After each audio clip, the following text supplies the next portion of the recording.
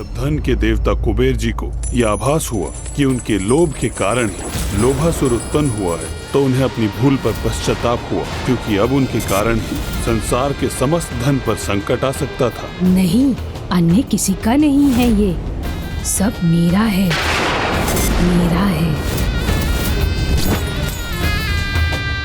रुक जाओ, छोड़ो उसे और चले जाओ यहाँ से।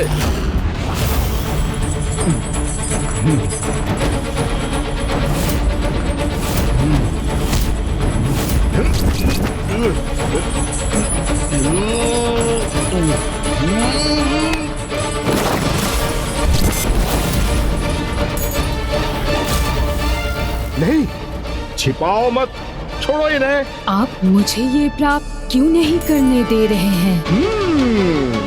क्योंकि कोई भी श्रम कर तुमने इन्हें प्राप्त करने की योग्यता कहाँ प्रमाणित की है। बिना श्रम के धन प्राप्त करने का लोभ व्यक्ति को अपराधी बनाता है। अपने इस लोभ के कारण तुम्हें यहाँ रहने का कोई अधिकार नहीं है। किंतु कहाँ जाऊँ मैं? आपसे ही उत्पन्न हुआ, तो मेरा सर्वस्व तो आप ही हो। फिर आपको छोड़कर कहाँ जाऊँ? लगता है ये ऐसे मुझे स्वर्ण मुद्रा प्राप्त करने नहीं देंगे। मुझे इन्हें छुपाकर प्राप्त करना होगा। मुझे नहीं ज्ञात था मेरा धन का लोभ ऐसा भयंकर रूप धारण करेगा। इसका इन मुद्राओं का लोभ बिना उन्हें अर्जित किए इन्हें प्राप्त करने के लिए लालायित कर रहा है इसे। कहीं ये अपने इस लोभ के भाव का विस्तार संपूर्ण संसार में न कर दे।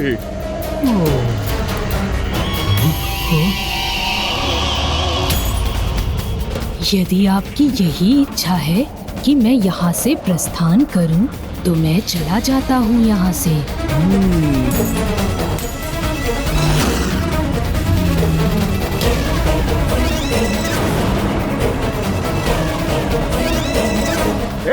रुक जाओ।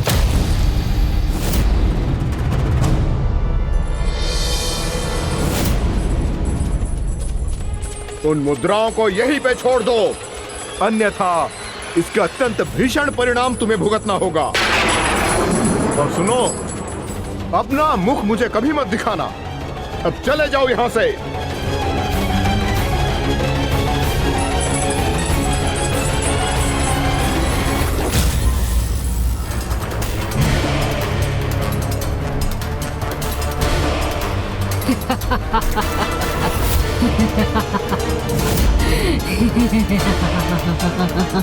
आज तो एक ही प्राप्त कर सका मैं, किंतु शीघ्र इन मुद्राओं का पर्वत होगा मेरे पास। कुबेर जी, जितनी मुद्राओं के आप स्वामी हैं, उतनी ही मुद्राओं का स्वामी तो मैं अवश्य बनूंगा। फिर क्या हुआ प्रभु? वो लोभ एक विकार से उत्पन्न हुआ था और अन्य विकारों के समान निरंतर बढ़ता ही गया। जिस दिवस आपने उसे कुबेर जी के साथ देखा था, कुबेर जी उससे सुधरने का आग्रह कर रहे थे।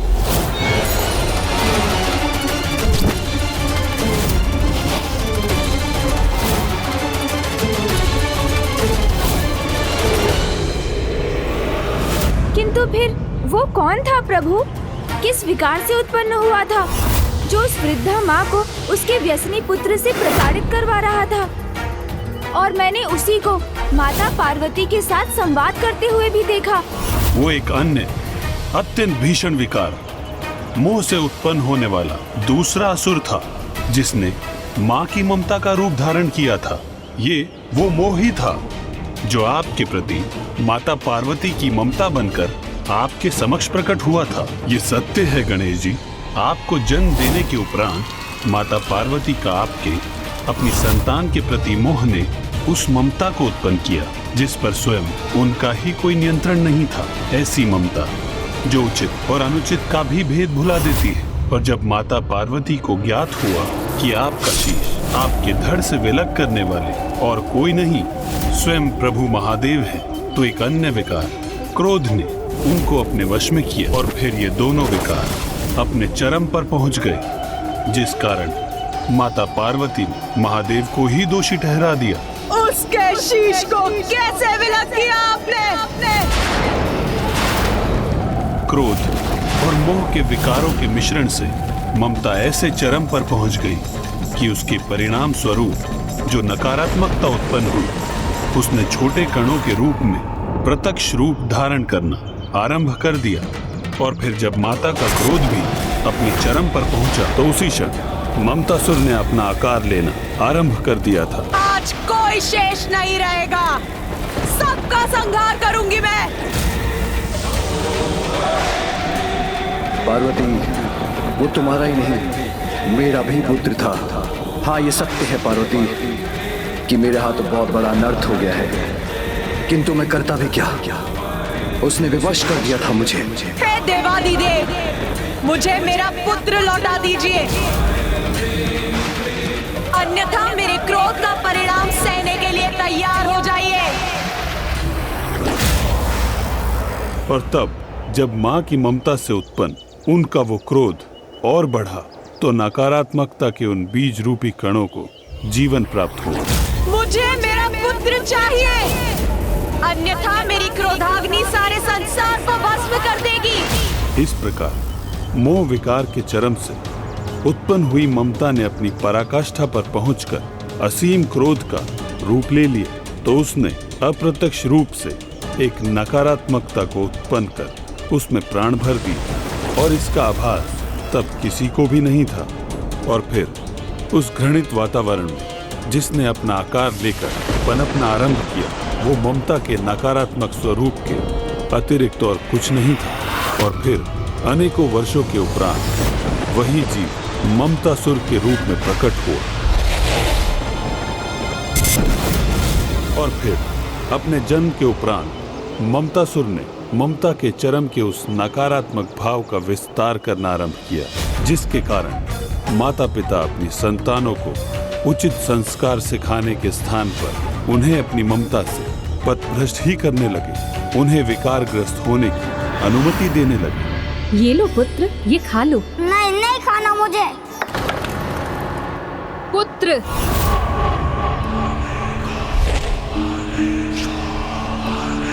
अच्छा, पुत्र को खीर नहीं खानी तो कोई बात नहीं, मैं तुम्हारे लिए कुछ और बना देती हूँ। निर्दोष पक्षियों को कष्ट देना अधर्म है वत्स।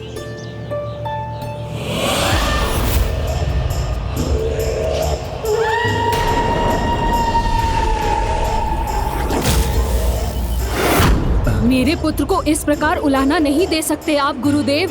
इसकी जो इच्छा होगी वो करेगा मेरा पुत्र।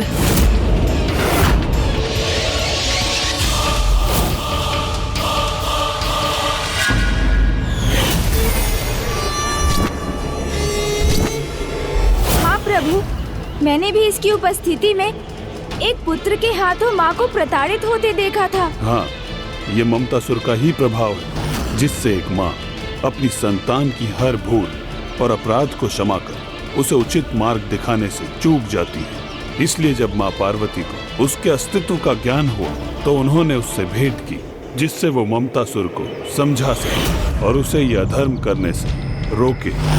और जो मुझे दिखाई दिया उसके अनुसार तो वो ममतासुर अपने विकारों का परित्याग करने के लिए तैयार ही नहीं था। किंतु ये तो अत्यंत दुख की बात है कि स्वयं माँ से भी एक भूल हुई, जिससे इतना प्रभावी और भयंकर महाअसुर उत्पन्न हो गया। माता पार्वती से ही नहीं, भूल तो स्वयं महादेव से भी हुई थी, जिसके कारण तीसरे असुर कामासुर का जन्म हुआ था। पिताश्री से भूल हुई थी? हाँ गणेश जी, ये एक कटु सत्य है कि स्वयं जगत पिता महादेव उस तीसरे असुर के जन्म का कारण बने। और ऐसा तब हुआ जब प्रभु महादेव ने अपने आराध्य प्रभु नारायण के उस रूप में उनके दर्शन करने की इच्छा व्यक्त की, जो उनका सर्वाधिक मनमोहक रूप है।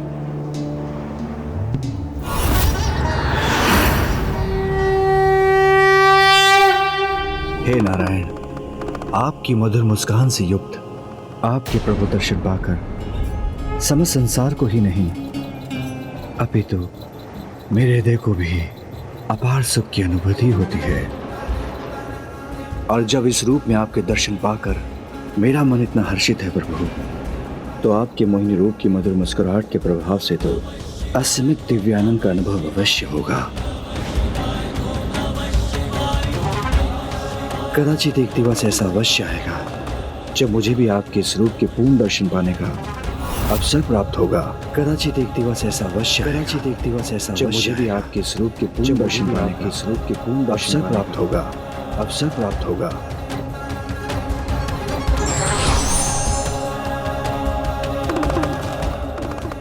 महादेव, आपकी इच्छा तो मेरे लिए आदेश के समान है।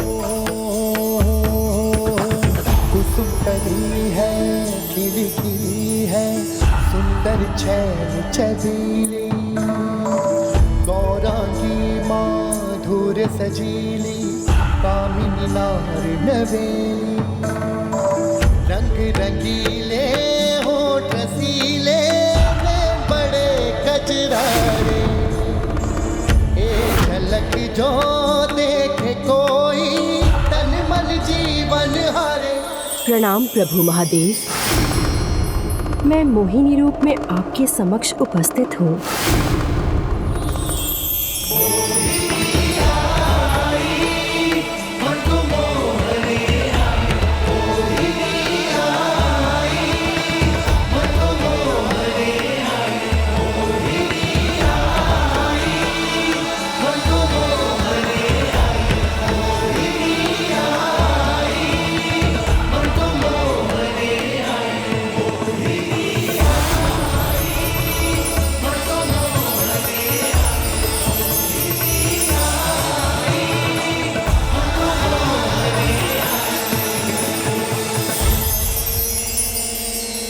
आपके इस अनूठे दिव्य स्वरूप के अद्भुत दर्शन प्रदान करने के लिए आपका कोटि कोटि धन्यवाद प्रभु। हे महादेव, अपने आराध्य की इच्छा को पूर्ण करना तो भक्त का सर्वोच्च कर्तव्य होता है।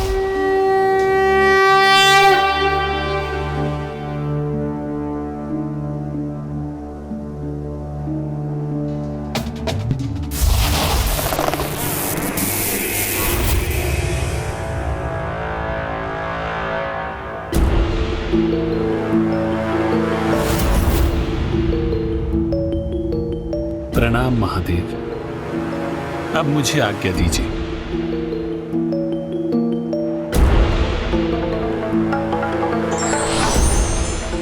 महादेव, मुझे अर्थात कामासुर को उत्पन्न करने के लिए आपका कोटि कोटि धन्यवाद। किसका स्वर था ये?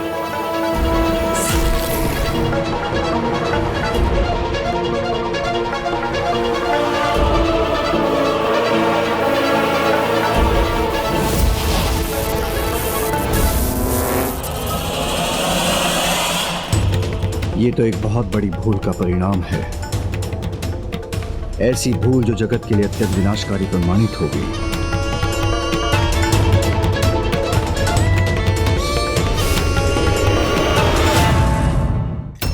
कामासुर का जन्म उस समय अवधि में हुआ जब महादेव ने विष्णु के मोहिनी अवतार को देखा और फिर उत्पन्न हुआ वही कामासुर काम के रूप में संसार के सर्वत्र भाग में प्रसारित हो गया।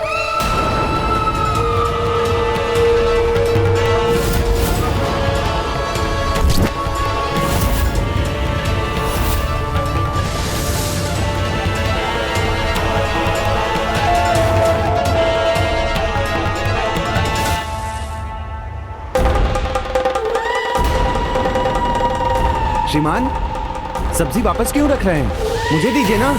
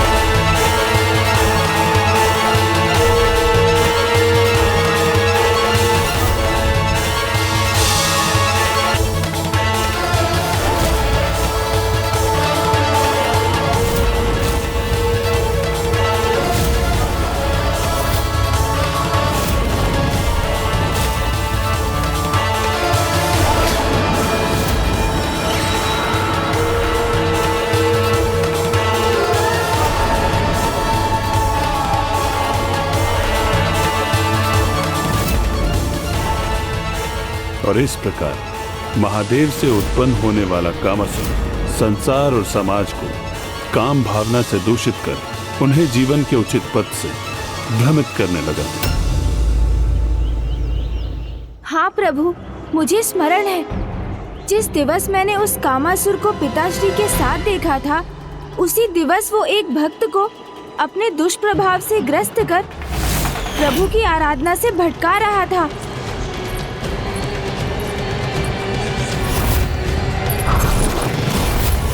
किंतु फिर महादेव का वहाँ उसके साथ होने का क्या कारण था?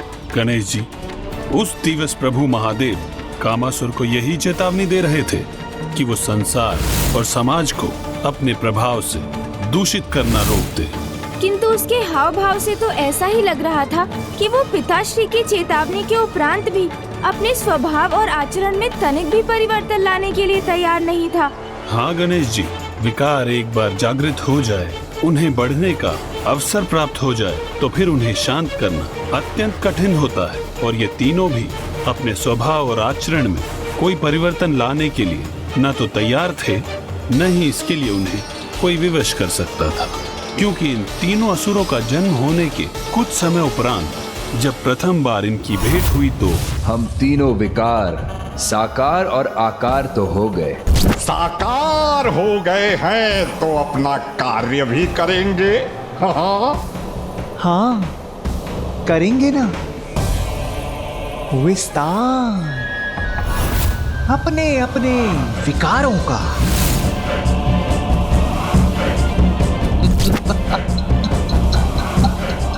तभी तो बढ़ेगी हमारी शक्ति। वो शक्ति अपने चरम पर तब पहुंचेगी जब हम तीनों अमरत्व को प्राप्त होंगे। अमरत्व? किंतु अमरत्व की शक्ति के लिए तो भक्ति करना अनिवार्य होगा। भक्ति?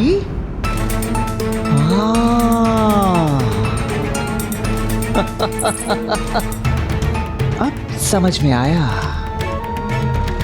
कि उस भक्ति को समूल नष्ट करने के लिए सर्वप्रथम हम उसे अपनाएंगे और करेंगे तब घोर तप।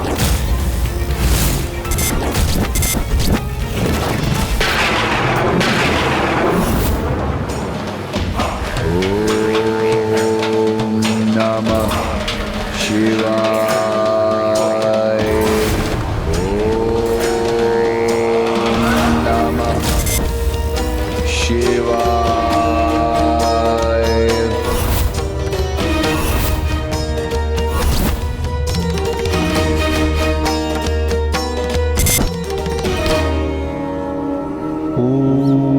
नमः शिवाय, ओम नमः शिवाय, ओम नमः शिवाय।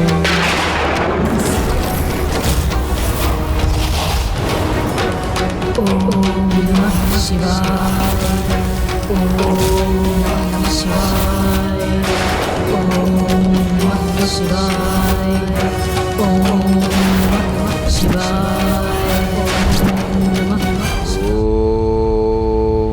नमः शिवाय। प्रभु, इतनी विचित्र तपस्या आरंभ की इन तीनों ने, किंतु उस तपस्या का क्या लाभ हुआ? क्योंकि वो तीनों तो अमृतत्व प्राप्त करना चाहते थे, और अमृतत्व का वरदान तो किसी भी जीव को प्राप्त नहीं हो सकता। हाँ गणेश जी, जीवन और मृत्यु के चक्र से तो कोई जीव मुक्त नहीं हो सकता, इसलिए अमृतत्व का वरदान तो इन तीनों असुरों को भी प्राप्त नहीं हुआ। किंतु भोलेनाथ महादेव को इनके तप से प्रसन्न कर इन तीनों असुरों ने उनसे अजय होने का वरदान प्राप्त अवश्य कर लिया।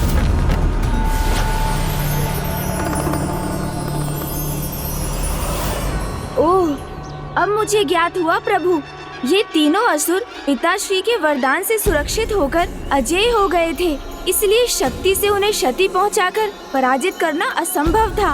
कुबेर जी से ऐसी भूल हुई, ये सत्य तो मैं स्वीकार कर सकता हूँ, किंतु जगत जननी माँ पार्वती, जो सदा जगत कल्याण के प्रति समर्पित रहती है, और महादेव, जिन्होंने संसार की रक्षा हेतु कालकूट विष को भी अपने कंठ में धारण किया, उन्होंने इतनी बड़ी भूल कर ऐसे महासुरों को कैसे उत्पन्न कर दिया, जो समस्त संसार के महासंकट ही नहीं, संपूर्ण सृष्टि के सर्वनाश का कारण भी बन सकते हैं। गणेश जी, माता पराशक्ति की इच्छा, उनकी लीला सर्वोच्च है। संसार में घटित होने वाली छोटी से छोटी और बड़ी से बड़ी घटना उन्हीं की इच्छा के अनुसार होती है। उनकी इच्छा के पीछे का कारण तो एकमात्र माता को ही ज्ञात है। इसलिए जब हमसे अकस्मात कुछ ऐसा हो जाए जो हमारे स्वभाव और इच्छा के विपरीत होने पर भी हमारे नियंत्रण के परे हो, तो हमें स्वीकार कर लेना चाहिए कि उसके पीछे माता पराशक्ति अर्थात सभी माताओं की माता की ही इच्छा है, और इस सत्य का सामना तो आपको भी करना होगा। मुझे प्रभु? आप प्रभु महादेव और माता पार्वती की भूल को तो देख पा रहे हैं गौरीपुत्र, किंतु उस भूल को नहीं जो आपसे, जो स्वयं आपसे हुई। भूल हुई है मुझसे? हाँ गौरीपुत्र, इन तीनों से अधिक भीषण, अधिक भयंकर भूल तो आपसे हुई। वो भूल जिसका नाम है भंड कुमार अर्थात भंडासुर।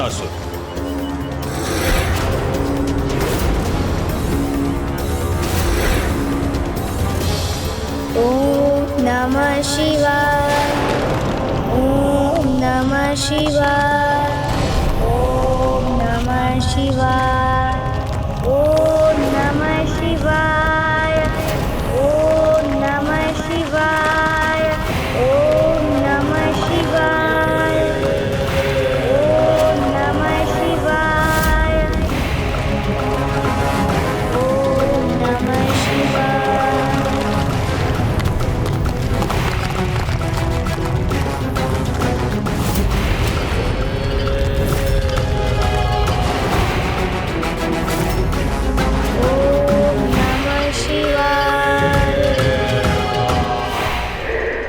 नित्य वृद्धि हो रही है हमारे महानायक भंडासुर के प्रभाव में, अर्थात हमारे महानायक भंडासुर अवश्य ही अपनी योजना में सफल हो रहे हैं।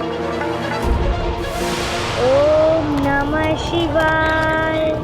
तो अब हमें भी अपना नियत कार्य पूर्ण करना चाहिए। तुम दोनों का तो मुझे पता नहीं, पर मुझे जो करना है उसके लिए मैं तैयार हूं, तत्पर हूं।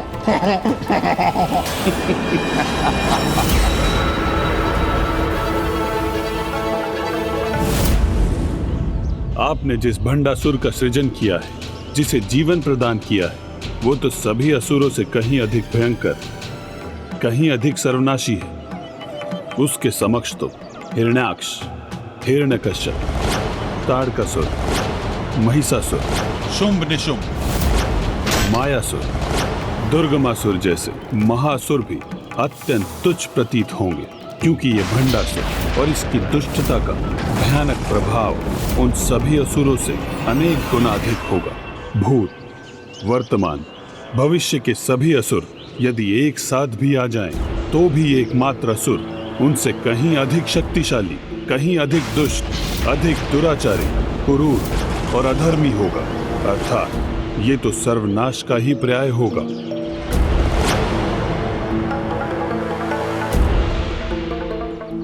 अपनी सर्वनाशी सत्ता मात्र एक ब्रह्मांड पर नहीं, अपितु अनेकों ब्रह्मांडों पर स्थापित करेगा।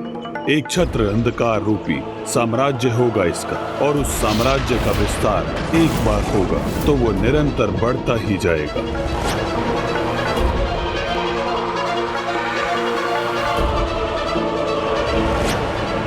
धर्म, पुण्य, अच्छाई का सबसे बड़ा शत्रु होगा ये, जिसके लिए बड़े से बड़ा पाप, अधर्म और अन्य किसी को होने वाला कष्ट चलता है ही होगा। ये तो चलता है ना, तो चलता है ना, इतना तो चलता है, इतना तो चलता है, इतना तो चलता है। और अपने इसी चलता है के भाव के कारण और वो अपनी धूर्तता से सभी से वो करवाने में सफल होगा जो वो चाहता है, जैसा उसने आपके साथ किया। गणेश जी की सीख को सत्य करने, गणेश जी की सीख को सत्य करना ही होगा। आपको ऐसा करना ही होगा। जाइए गणेश जी, आप मुझे ऐसे त्याग कर मत जाइए। आप ही है जो मुझे शक्ति देकर मेरी इस विघ्न को दूर कर सकते थे। अन्य सभी की बुद्धि को अपने वशीभूत कर उन्हें अपनी इच्छाओं की पूर्ति का माध्यम बनाने वाला ये दुष्ट असुर अपनी कपट बुद्धि से 10 पग आगे की योजना का निर्माण करने में समर्थ होगा। शारीरिक बल नहीं, इसकी दुर्बुद्धि की, इसकी शक्ति होगी। इसलिए ये दूसरे असुरों से कहीं अधिक भयंकर होगा। और जिस प्रकार एक भूखे सियार से भयभीत होकर एक ठग वन के किसी एकांत स्थान में छिप जाता है, उसी प्रकार भंडासुर और उसकी कुटिलता से भयभीत, आतंकित संसार की समस्त अच्छाई संसार के किसी ऐसे एकांत स्थान में जाकर छिपने पर विवश हो जाएगी, जहां उस पर कभी किसी की दृष्टि नहीं पड़ सके। इस प्रकार वो एक अनंत अंधकार के साम्राज्य का अधिपति बनेगा। ऐसा भयानक अंधकार जो कदाचित धर्म के प्रकाश को फिर कभी उजागर न होने दे, जिसके कारण मेरा, आपका और अच्छाई की शक्ति के प्रति समस्त देवी देवताओं का अस्तित्व संकट में आ जाएगा। और ऐसा मात्र एक ब्रह्मांड में नहीं, अनेकों ब्रह्मांडों में होगा।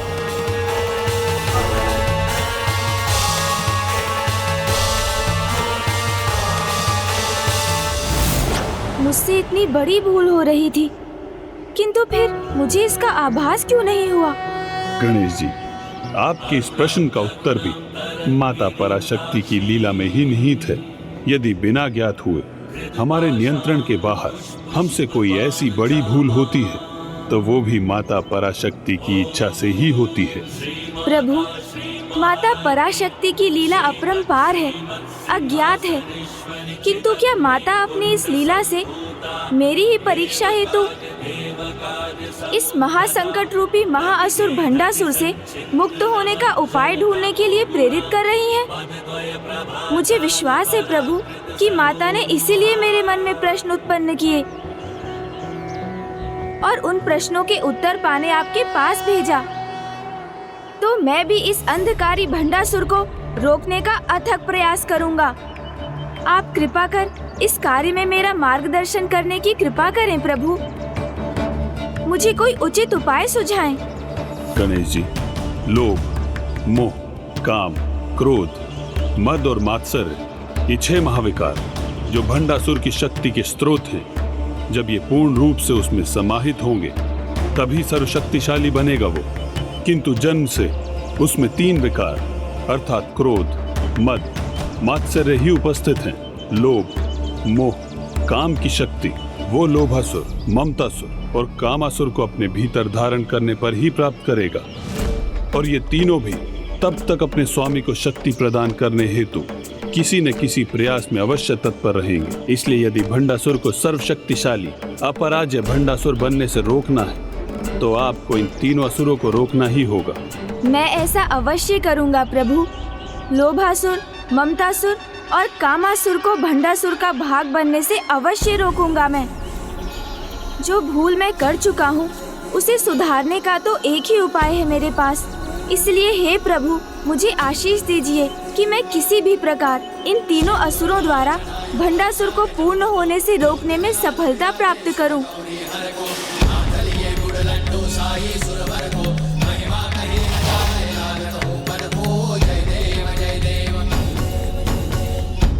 प्रभु हयग्रीव से अपने प्रश्नों के उत्तर पाकर तो मेरा हृदय अब और भी विचलित है। भूलवश कैसे भयंकर असुर की रचना कर दी मैंने, किंतु अब एक भी क्षण विलंब नहीं करना चाहिए मुझे। शीघ्र उन तीनों असुरों को ढूंढकर उन्हें रोकना चाहिए, और वो तीनों तो भंडासुर के निकट ही कहीं स्थित होंगे।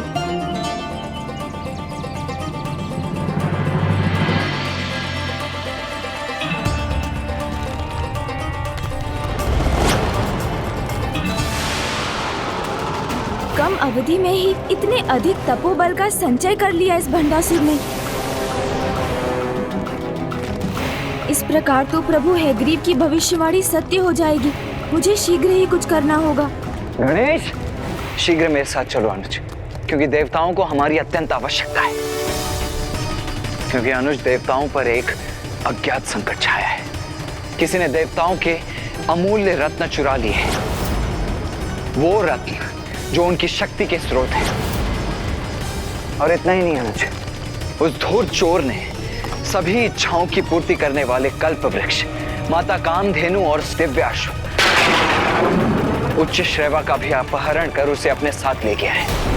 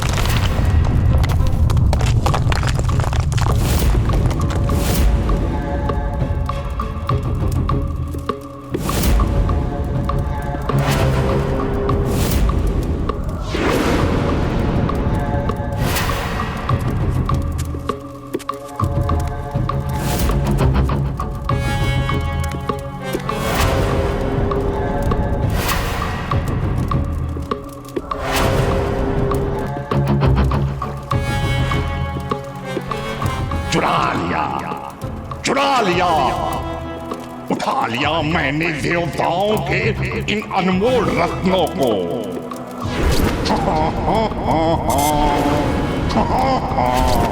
अब इन्हें यहीं सुरक्षित करूंगा मैं।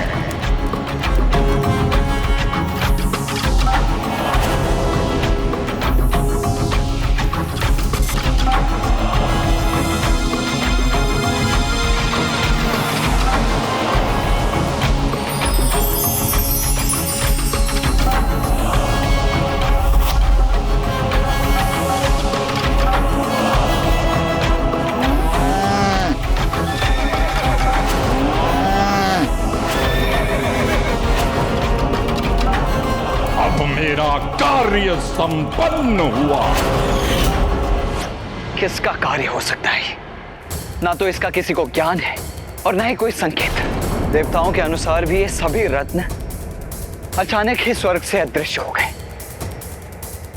और जिसने भी ये कार्य किया है वो पूर्ण रूप से अज्ञात है। तो मैं भी उस चोर को कैसे ढूंढूं?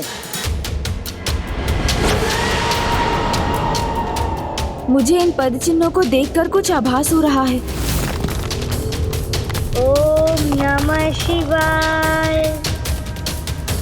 और ये तीनों भी तब तक अपने स्वामी को शक्ति प्रदान करने हेतु किसी न किसी प्रयास में अवश्य तत्पर रहेंगे। मुझे ज्ञात है ये किसका कार्य है, तो शीघ्रता करो अनुज, मुझे बताओ कि कौन है वो दुष्ट।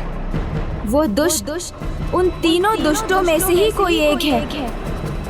वो तीन अर्थात ममतासुर, कामासुर और लोभासुर, जो 3 महाविकारों से उत्पन्न हुए महाअसुर हैं। ममतासुर मोह फैलाता है, कामासुर काम भावना का विस्तार करता है।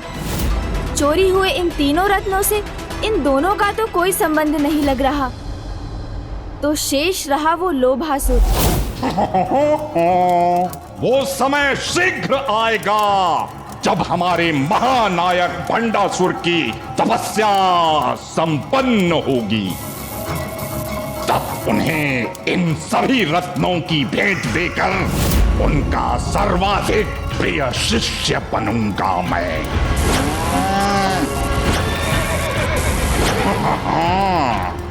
क्योंकि ये इच्छा पूर्ति करने वाली कामधेनु गौ माता केवल दुग्ध ही नहीं देती, अपितु किसी की भी मनोकामना तत्काल पूर्ण भी कर देती है। ये कल्प वृक्ष उन्हें दिव्य अस्त्र क्रूर पशु सेना देगा। और ये उच्च सर्व अश्व उनका दिव्य वाहन बनकर उन्हें अजय बना देगा। और जब इन सभी की भेंट मुझसे प्राप्त करेंगे महानायक भंडासुर जी, तो फिर उनके असुर सम्राट बनने पर तो उनका मुख्य सेनापति तो मैं ही बनूंगा। असुर सेनापति लोभासुर की जय। भैया, मुझे पूर्ण विश्वास है कि ये कार्य उस लोभासुर का ही है। लोभ उसका स्वभाव है और चोरी उसका कर्म। अनुज, यदि माता कामधेनु कल्प वृक्ष और दिव्य अश्व उच्च श्रेवा का अनुचित उपयोग हो, तो देवताओं के साथ साथ समस्त सृष्टि पर भी अनिष्ट की छाया छा जाएगी। इसीलिए हमें शीघ्र अतिशीघ्र उन रत्नों को ढूंढकर उसे उनके उचित स्थान पर लौटाना होगा। वो लोभासुर अभी कहाँ होगा ये तो मुझे ज्ञात नहीं भैया, किंतु उसे कहाँ बुलाकर बंदी बनाया जा सकता है ये अवश्य ज्ञात है। और वो स्थान है कुबेर जी का राजभवन। मूषक जी,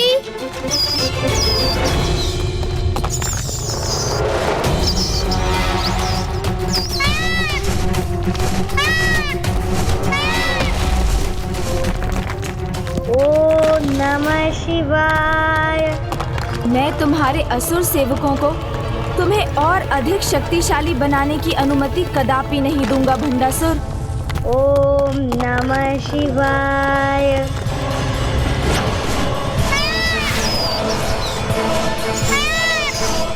किंतु कुबेर जी का भवन ही क्यों अनुज गणेश? उसे वहीं बंदी क्यों बनाया जा सकता है? और कौन है ये असुर? वो सब मैं आपको मार्ग में बताऊंगा भैया। आपने ही कहा था ना, अधिक समय नहीं है हमारे पास, इसलिए अभी हमें शीघ्रता करनी होगी। मयूर जी,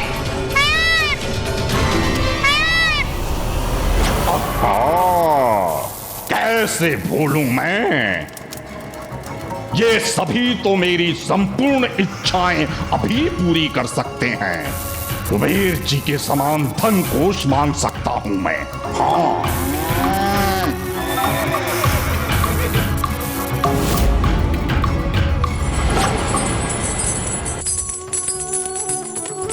प्रणाम प्रथम पूज्य गणेश जी। प्रणाम कुबेर जी। प्रणाम देव सेनापति कुमार कार्तिकेय। आप दोनों यहाँ अचानक? हमें आपसे एक विशेष कार्य है जिसके लिए हमारा यहाँ होना आवश्यक है। कुबेर जी, अब शीघ्र अपने धन कोष के समस्त द्वार खोल दीजिए।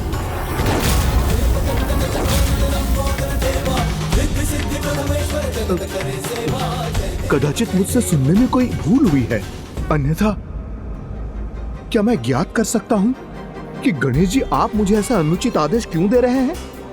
हाँ अनुज गणेश, तुम संसार के सबसे बड़े धन कोष के द्वार खोलकर उसे असुरक्षित छोड़ने के लिए क्यों कह रहे हो कुबेर जी से? जिससे मैं संसार के सबसे बड़े लोभी महासुर लोभासुर को अपने जाल में बंदी बना सकूं।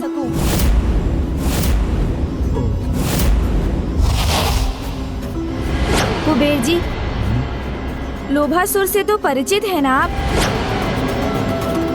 तो ये भी समझ लीजिए कि स्वर्ग के रत्नों और माता कामधेनु, कल्प वृक्ष और उच्चैश्रवा की चोरी में अवश्य लोभासुर का ही हाथ है। ऐसा अनर्थ होने के उपरांत भी आप सभी रत्नों और इस धनकोष को संकट में डालना चाहते हैं प्रभु? यदि लोभासुर मुक्त है तो आपका धनकोष तो वैसे भी संकट में है,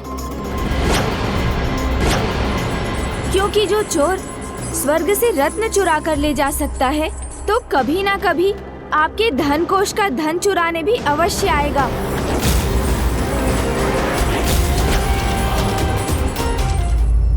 मुझे क्षमा करें गणेश जी, मैं आपका यह आदेश पूरा नहीं कर सकता। तो मैं अपने धनकोष का द्वार खोलकर संपूर्ण धन का प्रदर्शन नहीं कर सकता। कुबेर जी, आप हमारी योजना समझ नहीं रहे हैं, क्योंकि जो चोर स्वर्ग से रत्न चुरा कर ले जा सकता है तो कभी ना कभी आपके धनकोष का धन चुराने भी अवश्य आएगा। चतुर गणेश। गणेश उचित कह रहा है। बड़े आखेट को लुभाने के लिए बड़ा लोभ तो देना ही पड़ता है कुबेर जी। देव सेनापति जी, ये तो मैं भी चाहता हूँ कि वो असुर अवश्य बंदी बने, किंतु जो गणेश जी कह रहे हैं वो मैं नहीं कर सकता।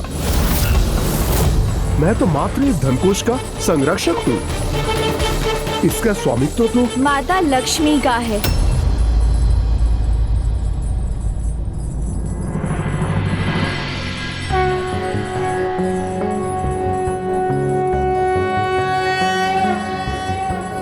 आदि लक्ष्मी नमस्तेस्तु परब्रह्म स्वरूपिणी यशो देहि धनं देहि सर्व कामांश देहि मे।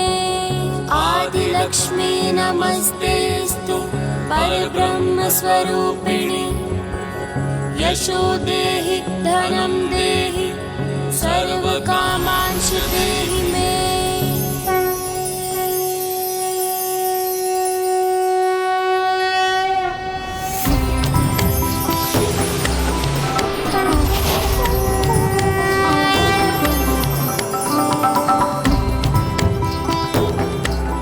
प्रणाम माता लक्ष्मी।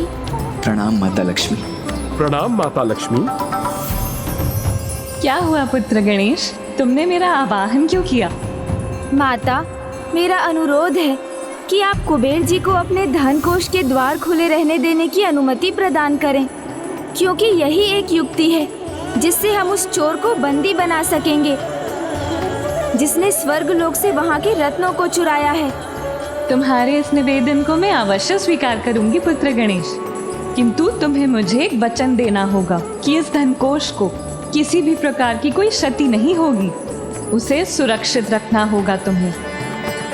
कुबेर जी, उस अवस्था में आप वही कीजिए जैसा गणेश चाहते हैं। आपका कोटि कोटि धन्यवाद माता लक्ष्मी। किंतु स्मरण रखना गणेश कि इस धनकोष का दायित्व अब तुम्हारा है और ये धन तुम्हारे लिए एक ऋण के समान ही है।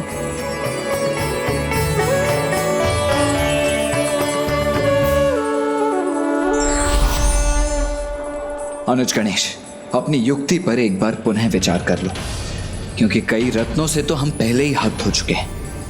कहीं ऐसा ना हो कि इस धनकोष को भी यदि कुछ हो गया तो हम और भी बड़े संकट में पड़ सकते हैं। भैया, माँ ने मुझसे एक बार कहा था कि जब संकट बड़ा हो तो उसे दूर करने के लिए उससे भी बड़े संकट की आशंका से तो जूझना ही होता है।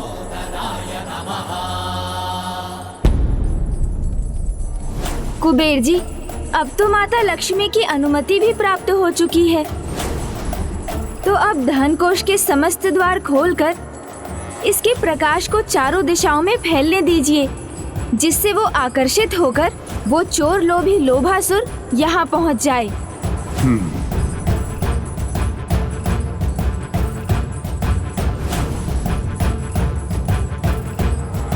इस इच्छा इच्छा पूर्ति कल्प वृक्ष से क्या मांगू मैं?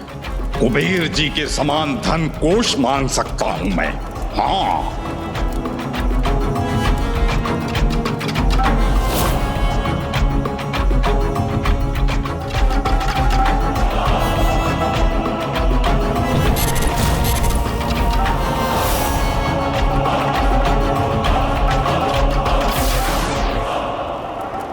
हे कल्प वृक्ष, नहीं नहीं, इतना ही क्यों मांगू मैं? मेरे पास तो संसार का सबसे बहुमूल्य रत्न जड़ित सिंहासन होना चाहिए। स्वयं देवराज इंद्र के सिंहासन से भी बढ़कर। हाँ, ये उचित होगा, ये मांगता हूं मैं। हे कल्प वृक्ष, मुझे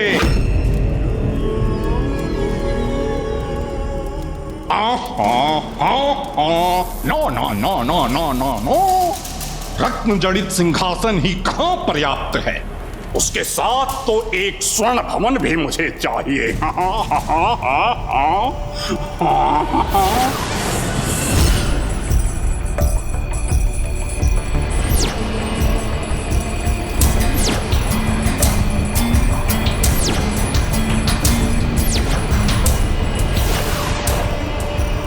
अगर मैं स्वर्ण भवन मांग सकता हूं तो लंकेश के समान स्वर्ण नगरी क्यों नहीं?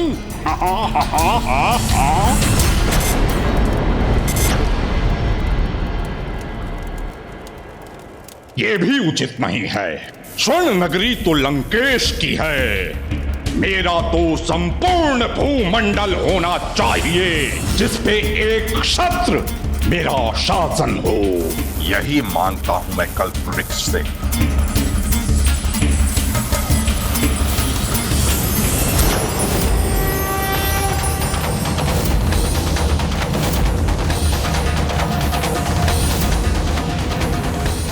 हे कल्प वृक्ष, मुझे चाहिए। ये धन की कैसी सुंदर आभा है, कैसी सुगंध है जो लोभासुर को सर्वाधिक प्रिय है। हाँ, ये प्रकाश तो निमंत्रण है मेरे लिए। कुबेर के खजाने से।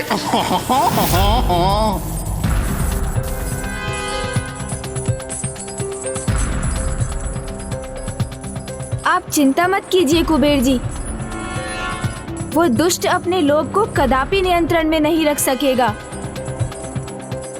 वो यहाँ अवश्य आएगा और हम सावधान रहकर उसे बंदी बना लेंगे।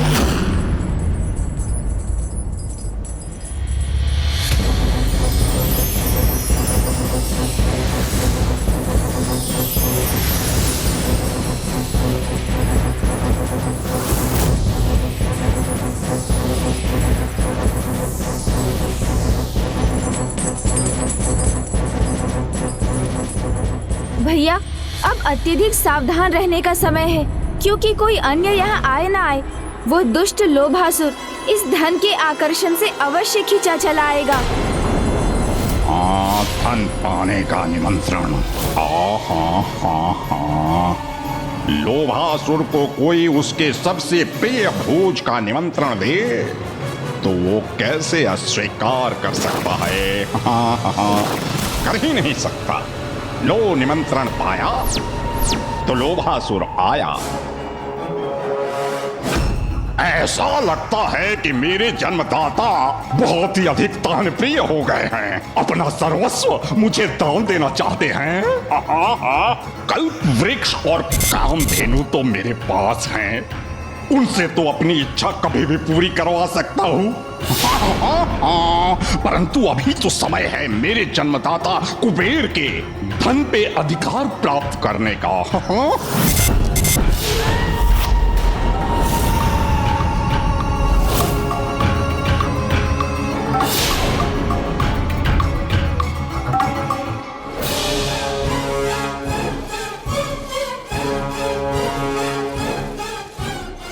हम तीनों अपने स्थानों पर स्थित होकर कड़ी निगरानी रखे हुए हैं कि जैसे ही वो लोभासुर यहाँ आए हम उसे बंदी बना लें, कहाँ है वो?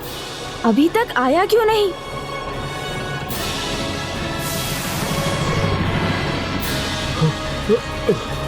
गणेश जी की युक्ति अगर असफल हो गई तो अनर्थ हो जाएगा।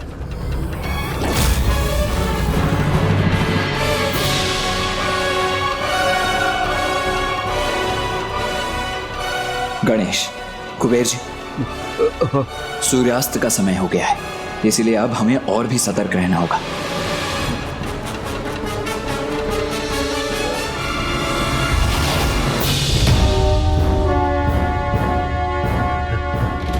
गणेश जी, गणेश जी, अब तो दिवस भी ढल गया, संध्या हो गई और वो दुष्ट लोभासुर अभी तक यहाँ नहीं आया है। तो क्यों ना हम अपनी इस योजना पर पुनः विचार कर लें? कुबेर जी, यह समय पुनर्विचार का नहीं है। इस समय हमें अपने नियत स्थान पर स्थित रहकर और भी अधिक सावधान रहना होगा, समझ रहे हैं आप? सावधान करने ही तो आया हूँ प्रभु। रात्रि काल के साथ सर्वत्र अंधकार छा रहा है। शीघ्र असुरों की अंधकारी शक्तियां और प्रभावी हो जाएंगी, और यदि लोभासुर के साथ अन्य असुर यहाँ पहुंच गए तो मात्र हम तीन इसकी रक्षा कैसे करेंगे? इसीलिए इस योजना का परित्याग कर लोभासुर को बंदी बनाने का कोई और उपाय सोचते हैं। कुबेर जी, आप उस दुष्ट लोभासुर के स्वभाव से कहीं अधिक परिचित हैं, इसलिए विश्वास रखिए, वो स्वयं को रोक नहीं सकेगा। उचित अवसर पाते ही यहाँ अवश्य आएगा। लोभा हस्ती गाते जाएगा, तड़ंग तड़ंग तंग तंग। किसी का स्वर है, कदाचित वही होगा, छिप जाइए। कुबेर जी, कदाचित उसका आगमन हो गया है, जाइए, जाकर छुप जाइए। हाँ, छुपता हूँ। कहाँ जाऊँ? कहाँ छुपूं?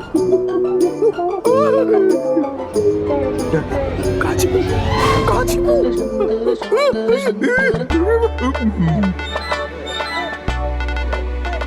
कुबेर जी, ये क्या कर रहे हैं आप? कुबेर जी,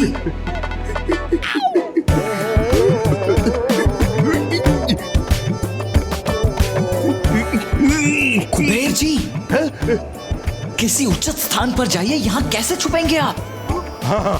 वहाँ जाता हूँ।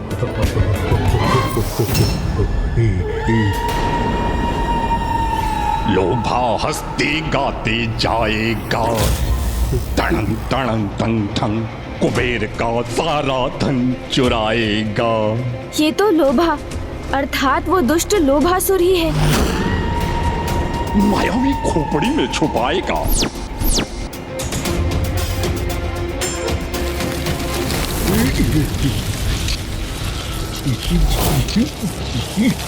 किधर जाऊं? कुबेर जी, क्या कर रहे हैं भैया? इतनी ध्वनि क्यों उत्पन्न कर रहे हैं? हाँ गणेश, यदि लोभासुर ने सुन लिया तो वो सतर्क हो जाएगा, किंतु करें क्या?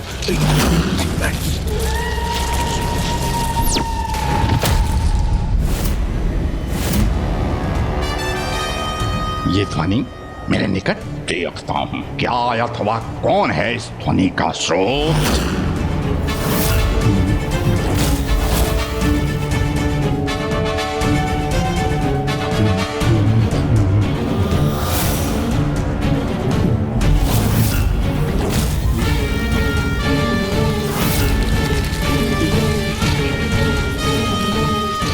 कुछ करो गणेश।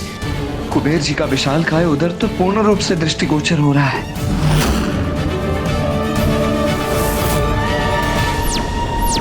कुबेर जी तो अभी भी नहीं छिप सके। यदि लोभासुर की दृष्टि उन पर पड़ गई और वो सावधान होकर अपने गुप्त स्थान पर लौट गया, तो फिर उसे ढूंढकर बंदी बनाना असंभव के समान हो जाएगा। नहीं, मुझे ही कुछ करना होगा।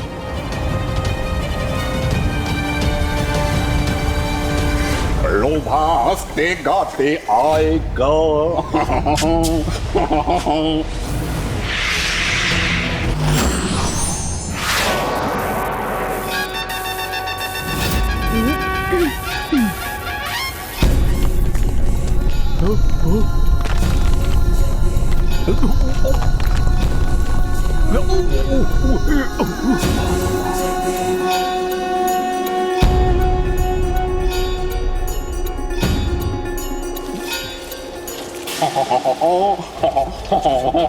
संभवतः अब कुबेर जी नहीं दिख सकेंगे लोभासुर को। लोभा हंसते गाते आएगा।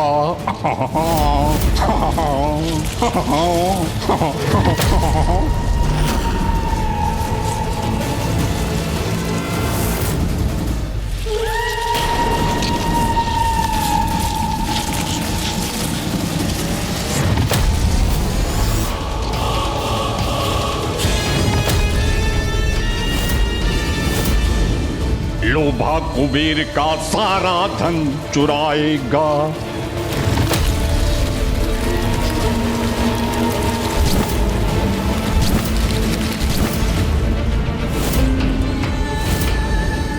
अग्नि बिना धूम्र नहीं होता, तो ये स्रोत के बिना ध्वनि कैसी?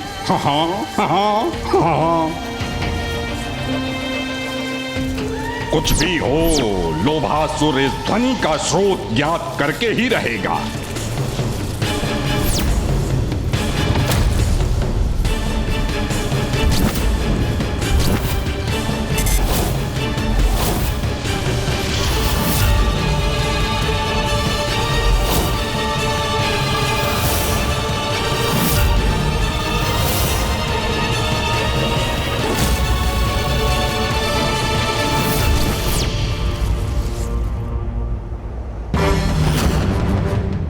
अवश्य ही किसी वन्य पशु का स्वर होगा, किंतु मुझे क्या, मुझे तो केवल अपने उद्देश्य पर ही ध्यान केंद्रित करना है।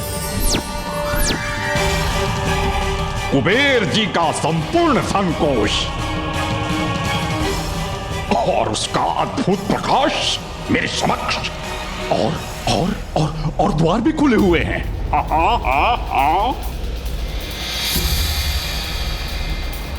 अब इसे प्राप्त करने का इससे उत्तम अवसर अब मुझे कहां प्राप्त होगा? वरदान पाया है मैंने। अजय हूं मैं, तो ये व्यर्थ की चिंता क्यों?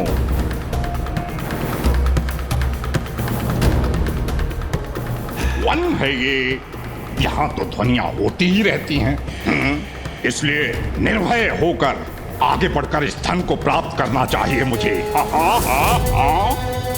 लोभासुर हंसते गाते जाएगा। ये तो उचित हुआ कि कुबेर जी को नहीं देख सका वो, अन्यथा हमारी योजना विफल हो जाती। लोभासुर हंसते गाते जाएगा।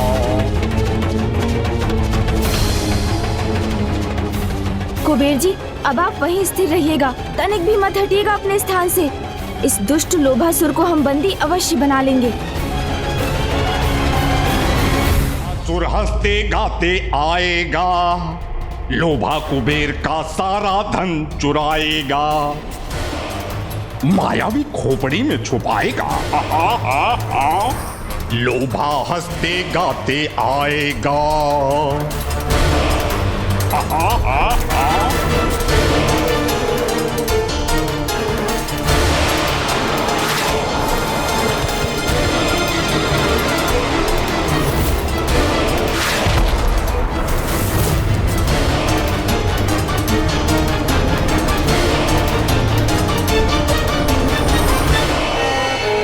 कितना मूर्ख है ये लोभासुर है? इतने से कपाल में इतना सारा धन ले जाना चाहता है। अवश्य इसकी मति मारी गई है।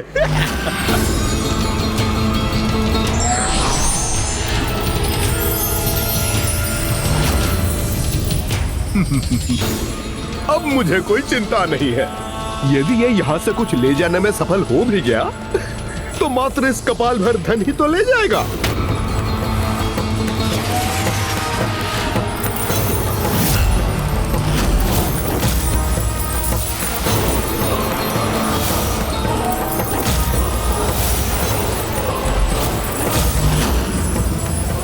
प्रभु, ये क्या हो रहा है?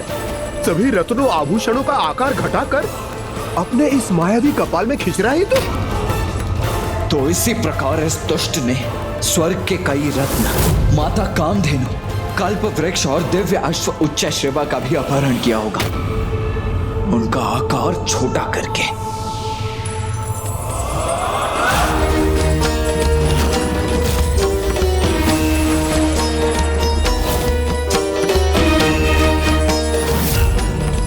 जब ये दुष्ट एक स्थान पर स्थित हो तब तो मैं उस पर वार करूं ना।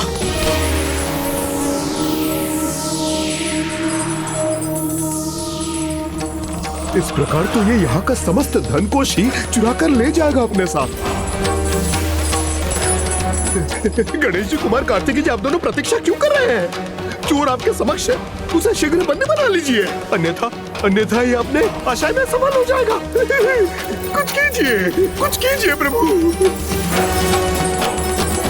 गणेश जी, कुमार कार्तिकेय जी, कुछ कीजिए, शीघ्र कुछ कीजिए, इसे बंदी बना लीजिए, ये किसका स्वर है?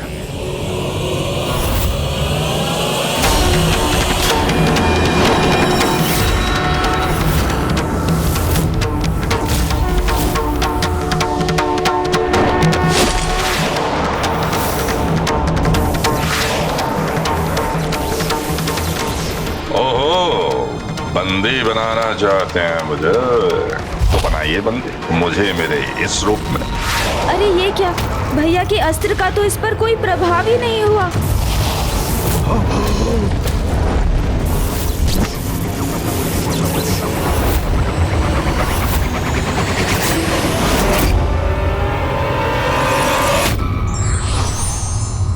जिस प्रकार विष के लिए विष ही काट बनता है, उसी प्रकार एक दुष्ट के लिए जैसे को तैसा वाली नीति ही अपनानी पड़ती है।